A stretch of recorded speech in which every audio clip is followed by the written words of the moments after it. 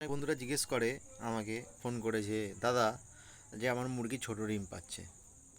তো ছোট ডিম বলতে অনেকটাই ছোট, এই যে যেমন দেখাচ্ছে, এই যে ছোট, অনেকটাই ছোট। ওর তুলনায় এই ডিমটা দেখ অনেকটা বড়। ছোট ডিম মার্কেটে চাহিদা আছে, কিন্তু অতিরিক্ত ছোট ডিমের কিন্তু মার্কেটে চাহিদা নেই। তো সমস্যার সমাধানটা কি আছে?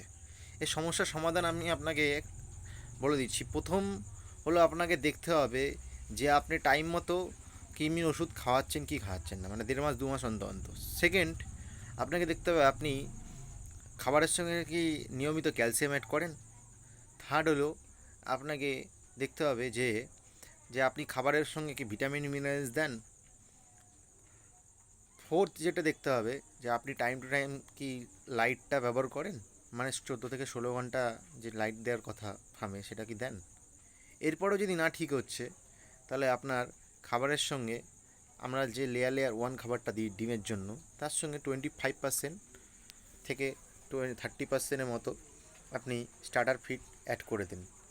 যদি এর সমস্যার সমাধান না হচ্ছে, তাহলে কমেন্টে জানান। অবশ্যই সেকেন্ড সমস্যা সমাধান আমি আপনাকে ভিডিওর মাধ্যমে তুলে ধরবো। যদি ভিডিওটা ভালো লাগে তাহলে লাইক, শেয়ার, সাবস্ক্রাইব করবে, আর কমেন্ট করতে ভুলবেন না। Thank you.